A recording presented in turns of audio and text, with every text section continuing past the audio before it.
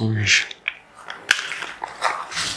Donc c'est ça, aujourd'hui, nous sommes le 15 mai 2024, donc voilà, notre classe vient de commencer tout de suite là. Juste vous parler sur la politique, sur l'éducation de la politique congolaise. Donc le sujet d'aujourd'hui, au juste, c'est sur les mensonges. Parce qu'on a compris que peut-être la politique congolaise, au juste, c'est une politique qui est combinée avec beaucoup de mensonges. C'est pourquoi nous les autres, nous avons décidé de commencer déjà à aider ou bien à œuvrer, à éduquer les gens politiquement, puisqu'on ne peut pas seulement avoir des églises, seulement avoir la religion, seulement avoir les musiciens, ou bien avoir les comédiens. Il fait aussi quand même qu'il y ait quand même une éducation aussi en politique, puisque le Congo a besoin des politiciens par rapport, oui, au lieu d'avoir beaucoup de pasteurs ou des évangélistes. Mais je crois que tout le monde est quand même dans son contexte. Mais nous les autres, nous avons jugé bon et nous avons choisi cette carrière ici, donc d'éduquer les gens politiquement. Puisque sans éducation, je crois que le pays ne peut pas donc changer. Alors, l'éducation, au juste l'éducation, c'est quoi? L'éducation, au juste, c'est un processus d'enseigner, ou bien c'est un processus d'où quelqu'un apprend quelque chose. Et la politique telle que vous le connaissez, au juste, c'est l'art de bien gouverner pour certains, mais la politique, je crois qu'il y a beaucoup de définitions. Donc, ça dépendra peut-être de votre manière dont vous définissez ça, ou bien ça dépendra de la manière dont l'individu définit ça. Mais la politique a beaucoup de définitions, donc je n'allais pas juste traîner sur ça. Bon, congolaise, telle que vous connaissez, je crois que c'est un nom commun. Le sujet d'aujourd'hui, comme ça s'écrit ici, au juste, c'est les mensonges. Pourquoi je dis ou bien pourquoi j'avais choisi juste ce terme mensonge? C'est puisque quand vous observez donc la réalité au pays d'origine, dans mon pays d'origine, donc le Congo, quand vous lisez la constitution congolaise et quand vous observez ce que les acteurs politiques font au Congo, vous verrez qu'il y a beaucoup de mensonges. C'est pourquoi ce terme se trouve ici. Vous verrez qu'il y a beaucoup de mensonges. Donc, au lieu peut-être de dire la vérité, de faire la vérité ou bien la réalité, ils sont toujours, nous avons une élite qui ment toujours au peuple. C'est pourquoi nous les autres, nous avons décidé que non, on va commencer maintenant à enseigner la politique. Puisque ce qu'ils sont en train de faire, ça ne tombe pas du ciel. Ce sont des choses qui a été fait juste par les humains comme nous. Et alors, si on a cette opportunité ou bien cette occasion, on peut les contredire ou bien on peut leur montrer que non, mais si ce que vous êtes en train de faire ici, ça ne se fait pas ici, ça se fait ainsi, ainsi et qu'on sort. Ce n'est pas ça. Donc ici, j'ai la constitution congolaise ici, qui est là, mais c'est écrit juste en anglais. Je vais m'expliquer un peu avec l'État, ou bien je vais peut-être l'expliquer en anglais. Et tout d'abord, quand vous voyez cette constitution, ce terme constitution,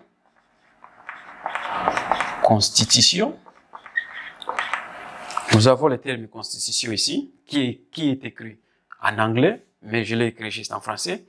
Et nous avons aussi le nom du Congo, c'est-à-dire la République démocratique du Congo. La République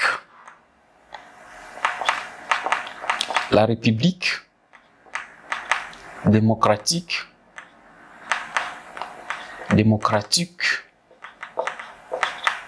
du Congo. En Afrique, nous avons des Congos. Nous avons le Congo Kinshasa et le Congo Brazzaville.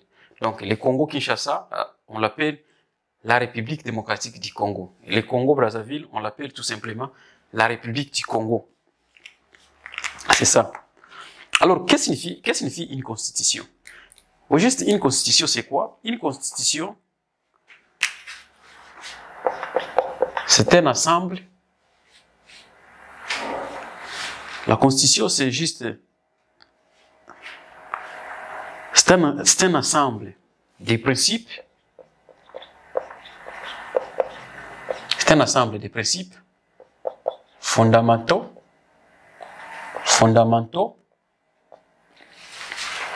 C'est un ensemble de principes fondamentaux où précède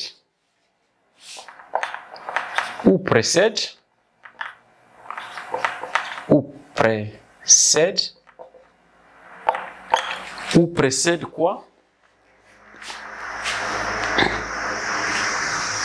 Ou précède établi, ou précède établi, ou précède établi, selon lesquels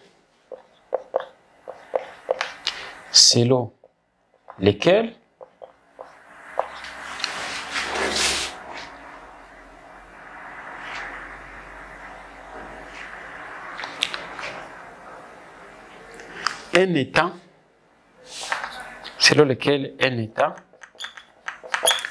ou une autre organisation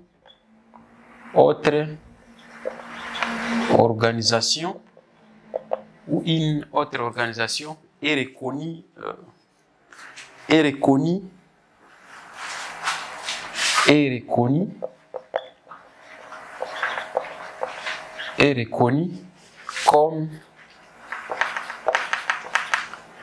un État, comme étant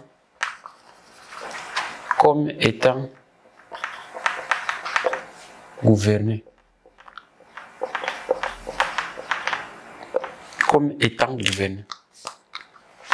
C'est ça, chers amis, chers compatriotes, c'est ça juste la définition donc de la Constitution.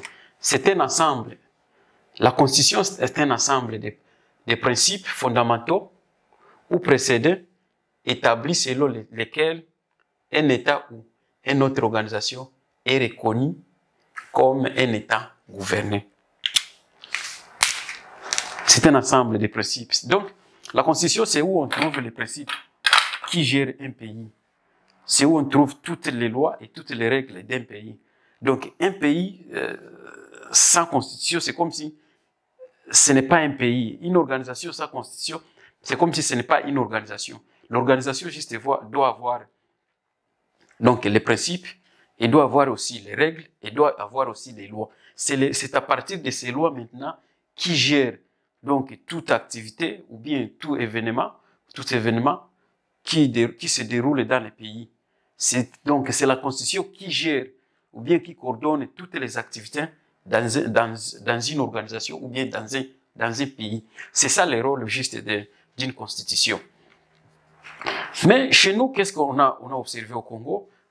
On observe juste il y a la Constitution, puisque cette Constitution ici, telle que je vous l'avais montré, il y a parmi les Congolais qui croient peut-être que ce n'est pas juste une Constitution, mais c'est juste une charte de l'occupation.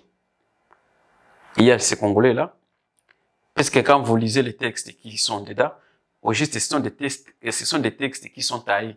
Donc, il y a double standard. Il y a quand même certaines valeurs dont ils donnent à certaines élites qui ne vont pas vraiment dans le sens là de l'intérêt général ou bien dans le sens là du pays. Et c'est pourquoi on vous dit, donc, un bon président, un bon leader, une bonne élite politique, quand il gère le pays, il gère par rapport aux lois de ces pays-là. Par exemple, le président de la République, s'il était un bon président, il n'allait pas gérer les pays tels que lui, il pense. Donc, il gère les pays par rapport aux lois de ces pays-là. Lui, en tant qu'individu, ne gère pas. Il ne fait que veiller seulement à ce que ces lois qui sont dans la Constitution soient appliquées. C'est ça le rôle d'un président. Mais chez nous, ce n'est pas le cas. Chez nous, le président arrive aux affaires, ou bien arrive donc dans les bureaux publics. Au lieu de suivre la Constitution, il commence à faire ce qu'il pense lui-même. Tandis que même dans la Bible, on conseille juste qu'un bon pasteur, qu'est-ce qu'il fait? Un bon pasteur au juste, il doit pratiquer ce qu'il enseigne. Donc, un pasteur ne peut pas pratiquer ce qu'il n'enseigne pas. Un pasteur, au juste, il ne peut pas prêcher. La prédication des pasteurs ne peut pas venir dans sa tête. Ça doit venir au juste dans la Bible. Ça doit être tiré dans la Bible. C'est ça un bon pasteur. Mais chez nous, ce n'est pas le cas. La constitution, au juste, c'est où il y a les principes fondamentaux d'un pays. Puisque le pays ne peut pas exister au juste sans constitution, comme je viens de vous le dire. Ici, nous avons aussi sur la constitution, nous avons la République démocratique du Congo. La République démocratique du Congo, la République démocratique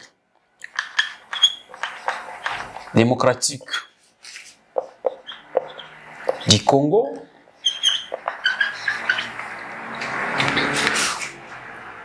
bien sûr que le Congo, on peut l'appeler une république, c'est tout à fait normal. Tout autre pays peut être appelé république, c'est tout à fait normal. Mais ce qui concerne la démocratie, donc la démocratie,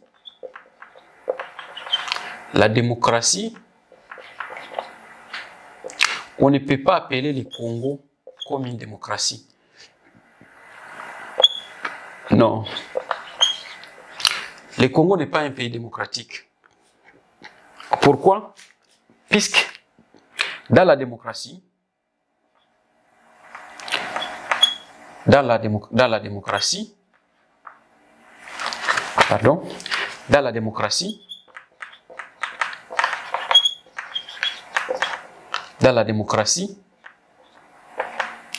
il y a des principes. Il y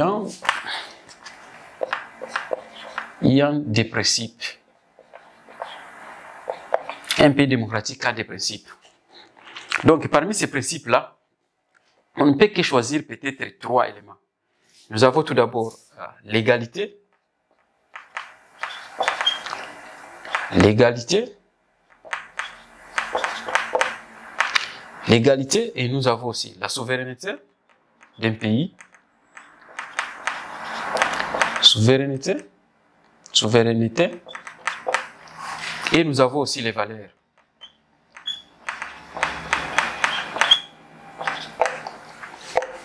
C'est ça les principes. C'est ça les principes fondamentaux d'un pays démocratique. L'égalité, tout d'abord, parmi les citoyens, c'est-à-dire, quand on dit l'égalité, c'est-à-dire la distribution des ressources du pays doit être distribuée. Donc, au peuple ou bien aux citoyens de ces pays, avec quand même une égalité. Il faut qu'il n'y ait pas l'inégalité. Il ne faut pas que c'est la famille seulement de Félix ou bien les familles de Joseph Kabila, l'ancien président, qui doit avoir toutes les ressources du pays. Donc, tous les Congolais ont droit de jouir sur les ressources du pays. Et cette ressource-là doit être divisée équitablement. Il y a aussi la souveraineté. La souveraineté ici, c'est quoi? C'est juste.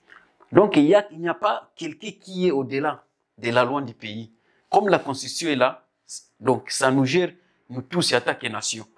Ça gère toute une nation. Ça ne gère pas seulement quelqu'un, ou bien ça ne gère pas donc les gens avec une inégalité.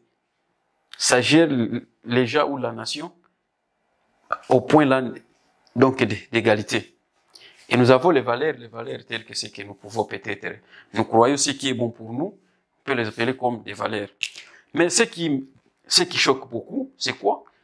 Et c'est pourquoi j'ai écrit ça, la République démocratique du Congo, et c'est pourquoi j'ai dit des mensonges. Donc on nous a menti, on nous avait dit que nous avons un pays qui est démocratique, alors que le pays n'est pas même démocratique. Et d'ailleurs, le Congo, d'ailleurs, c'est un pays qui est... Donc c'est un pays... On peut dire que c'est un pays de dictateurs. Il y a la dictature est là modernisée.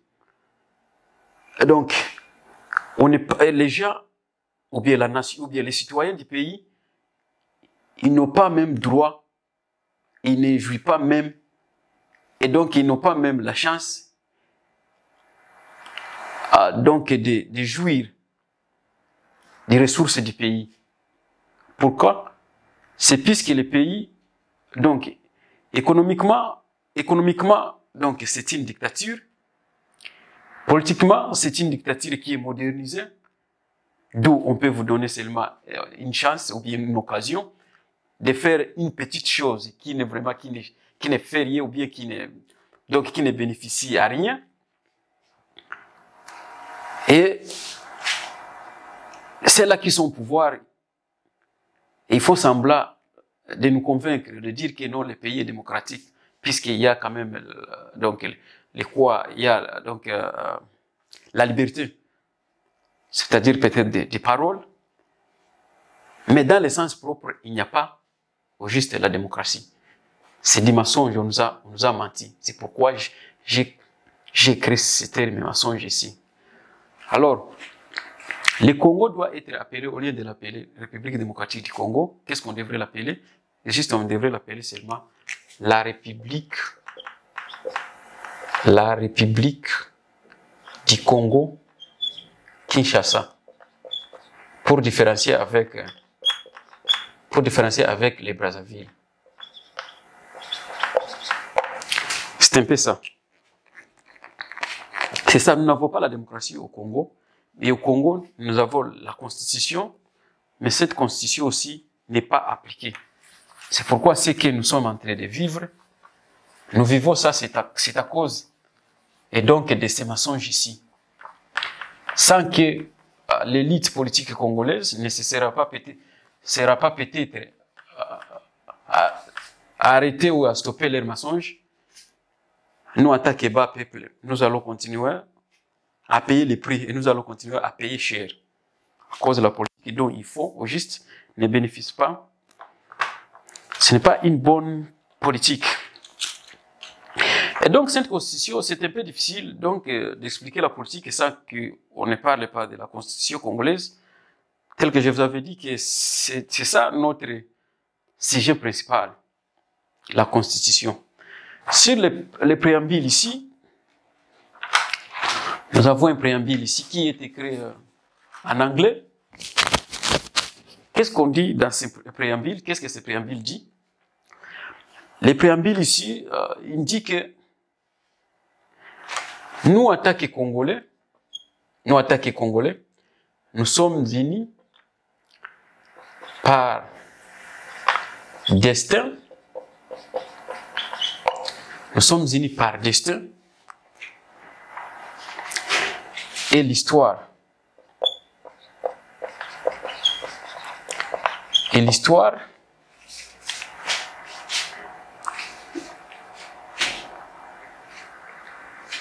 qui englobe quoi?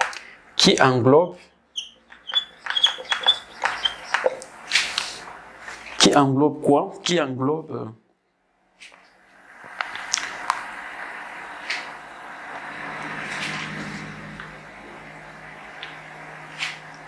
englobe nos idées nobles,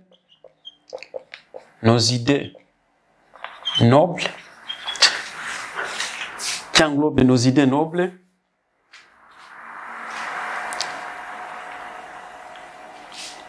bien nobles idées, et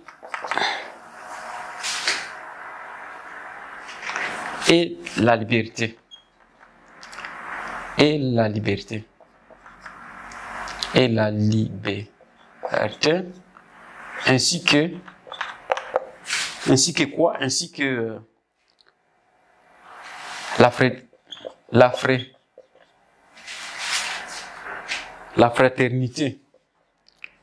La fraternité.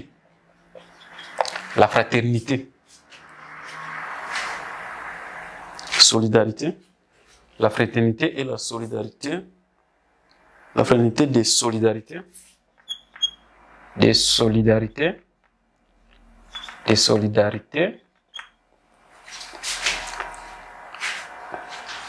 Des justices.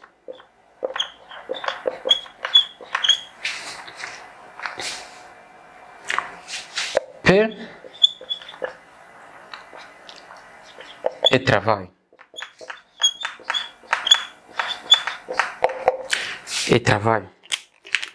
Donc voilà les premiers paragraphes de notre constitution, ou bien voilà les premiers paragraphes donc de la charte de l'occupation dont on utilise au Congo, qui a été, je crois, promulguée depuis 2005, je crois à 2011, si je ne me trompe pas, ou bien à 2015, si je ne me trompe pas.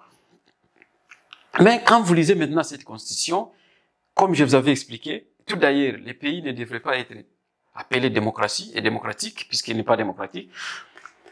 Mais dans ces constitutions, on dit que nous sommes unis par notre destin, qui est du mensonge.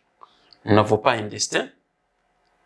Parce que tout ce qui se fait au Congo, ça se fait par rapport à l'élite politique. Donc le peuple n'est pas concerné, il n'intéresse même pas les peuples. Et si on intéressait les peuples, ce que nous sommes en train de vivre aujourd'hui, on n'allait pas vivre ainsi. Et si on intéresse les peuples, et donc peut-être chaque Congolais, ou bien les Congolais aussi pourra se réveiller un bon matin et partir à l'hôpital en fait d'être soigné sans qu'il paye rien comme ça s'est fait ailleurs. Et Congolais aussi pourra avoir quand même, donc, pourra étudier pour rien sans qu'il paye l'éducation. Oui, pour l'histoire, et si on peut comprendre l'histoire, nous avons quand même une même histoire dont on ne peut pas nier, mais aussi qui englobe nos idées. Je crois que les nobles idées, nous n'avons pas de nobles idées ici, c'est aussi des mensonges. Quand on nous parle de la liberté, ici il n'y avait pas la liberté, nous n'avons pas la liberté au Congo.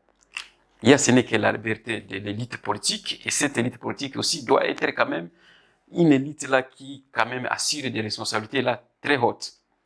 Ce n'est pas donc la liberté de toutes personnes telles qu'on les voit ailleurs, comme en Afrique du Sud, telles qu'on les voit peut-être même au Nigeria, telles qu'on les voit peut-être au Kenya.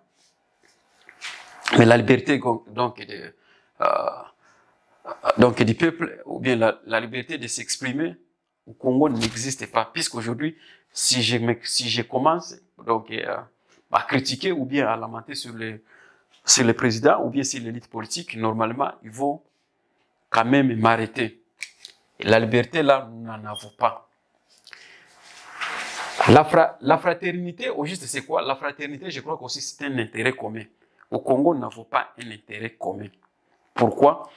Puisque vous savez bien qu'au Congo, tel que le ministre, c'est pas moi, de la communication, a au moins 3 postes. Nous avons, c'est pas moi, si c'est Masoka, c'est pas moi, Fifi Masoka, quelque part, ou là-bas, c'est pas moi, il a au moins 4 postes, lui-même, ou elle-même, alors que les restes n'ont rien. Ou bien le reste n'a rien. C'est ça, nous n'avons pas vraiment un intérêt commun. C'est un intérêt personnel ou bien un intérêt quand même individuel. On parle aussi de la solidarité. Non, je crois que nous n'avons pas la solidarité. La solidarité dont on parle ici, moi, donc, ça ne me convient pas. Pourquoi? Puisque si on était solidaire, alors on ne devrait pas vivre ce qu'on est en train de vivre. Ici, nous avons, dans la solidarité, donc dans la politique congolaise, nous avons une partie des collabos et une partie des non-collabos. Nous avons ceux-là qui ont choisi de travailler pour l'intérêt des impérialistes. Et nous avons aussi ceux-là qui ont travaillé pour les intérêts donc, des étrangers ou bien les agresseurs. Et nous avons aussi les Congolais-là qui se voient comme des patriotes. Et donc, ils ne travaillent pas pour l'intérêt ni des impérialistes, ni l'intérêt des agresseurs, ou moins encore, ni l'intérêt donc des étrangers. La justice, je crois que vous avez attendu vous-même la fois passée, quand le président l'avait dit. Vous avez attendu le président dire que la justice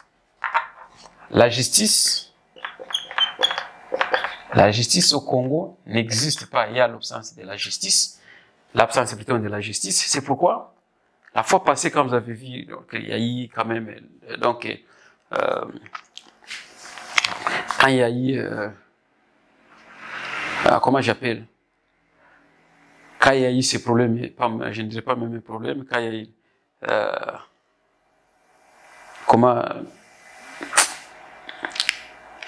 quand il y a eu les 100 jours, donc le projet des 100 jours, il y a eu quand même, je crois qu'il y a eu les suites judiciaires, d'où l'ancien, les présidents, l'ANC, c'est pas moi, ANC de Vital Kamerhe, avaient été arrêtés suite à cette corruption, suite à cette soupçon d'avoir prendre donc les biens donc les biens de l'État. Malheureusement, il a été jugé au moins 20 à 21 ans. Et du coup, il a été libéré. Alors que la justice ne fait pas, ou la justice ne fait pas quand même l'erreur. La justice d'un État ou bien d'un pays ne peut jamais faire l'erreur. Et nous avons aussi la paix. Je me demande de quelle paix on nous parle ici, quand on dit que dans la Constitution, il y a la paix. Quand on parle ici de la paix dans la Constitution, je me demande, on parle de quelle paix? Est-ce qu'on parle de paix, peut-être de paix à manger, ou bien on parle de la paix dont nous connaissons? Puisqu'au Congo, il n'y a pas la paix. Depuis l'arrivée depuis 1996 jusqu'à maintenant, les Congolais, ils n'ont jamais même mis une minute, donc de silence. Et si vous voyez ce qui se passe à l'est du pays, précisément au sud Kivu, nord Kivu, et pas même à l'est du pays seulement, je crois même dans la province de Katanga, de Haut-Katanga, alors vous vous rendez compte qu'il n'y a pas la paix au Congo. On ne peut pas avoir la paix quand on n'a pas de l'argent. Quand on n'a pas de l'argent. Quand on n'a pas de l'argent, on ne peut pas avoir. Quand on ne travaille pas, on ne peut pas avoir la paix. La paix n'est pas seulement donc vivre sans écouter peut-être les bruits des bottes, ou bien vivre écouter les bruits peut-être des Kalachnikov, mais aussi vivre avec un estomac vide. C'est aussi une insécurité. C'est ça, puisqu'au Congo, les gens ne travaillent pas, ne gagnent absolument. Alors on ne peut pas dire que nous sommes dans la paix, puisqu'il y a aussi, nous ne sommes pas dans la paix. C'est un peu ça. Nous évoluons avec notre éducation. Ici, il y a aussi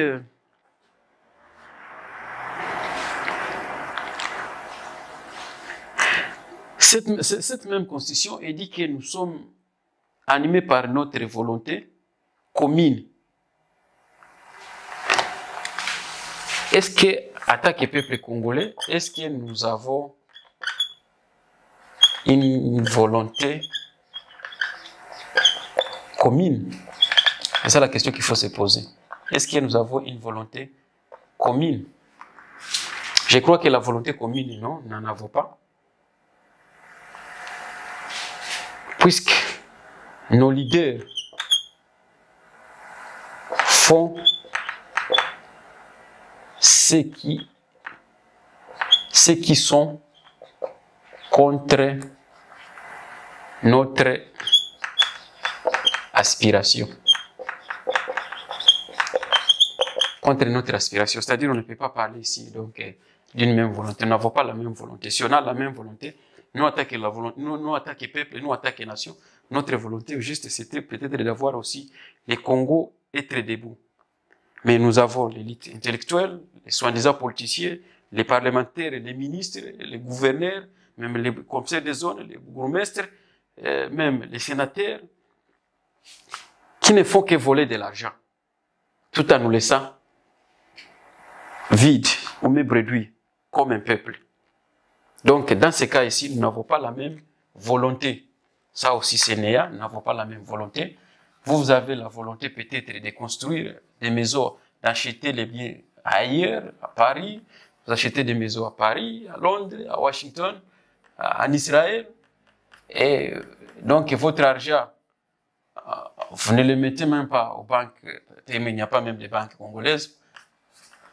Mais votre argent est toujours en Europe. Et puis aussi, lorsque vous attaquez, vous tombez malade. Oui, c'est juste, oui, c'est juste d'aller peut-être être allé soigner, ou bien d'aller à l'étranger pour les soignements. Nous, en tant que peuple, nous n'avons pas cette opportunité. C'est l'opportunité seulement pour les soi-disant,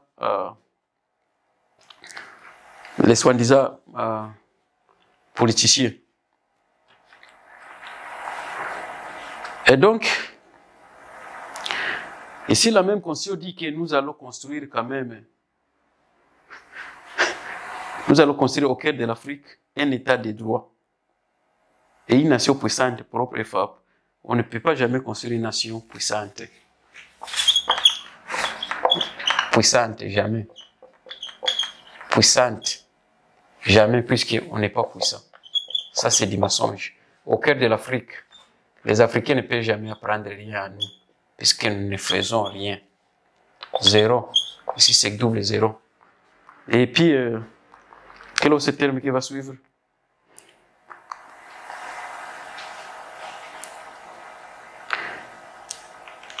Puisque nous allons fonder une nation propre et fondée sur une véritable démocratie sociale et culturelle.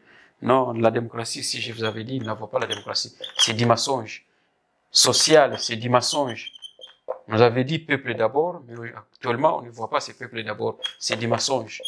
Tous ces termes politiques ici dont je vais vous écrire, je viens d'expliquer, ce sont des termes qu'on utilise juste dans la constitution congolaise, mais c'est du mensonge. Ils ont seulement implémenté ça pour nous masquer. Mais les termes ici ne méritent pas même d'être dans cette constitution puisqu'ils ne servent absolument. C'est du mensonge. Merci, chers amis. Nous sommes presque à la fin. Nous allons encore continuer demain. Nous sommes toujours sur les préambules de notre constitution. Donc, aujourd'hui, on a traité des paragraphes de la Constitution ou bien de la Charte d'occupation du Congo. Notamment, nous avons parlé donc de ce qui l'appellation du pays, République démocratique du Congo, et nous avons aussi parlé donc de soi-disant justice et consorts, et nous avons aussi parlé de la loi, des lois. Donc tout ce qui est écrit ici, c'est du mensonge, puisque pratiquement c'est du mensonge. Théoriquement, peut-être on peut les avoir dans ces petits documents, mais pratiquement ne font absolument rien. Je vous remercie. Je crois que nous allons continuer avec notre éducation, puisqu'on n'allait pas commencer. On a commencé aujourd'hui, mais on ne sait pas quand est-ce qu'on va terminer toute cette constitution ici.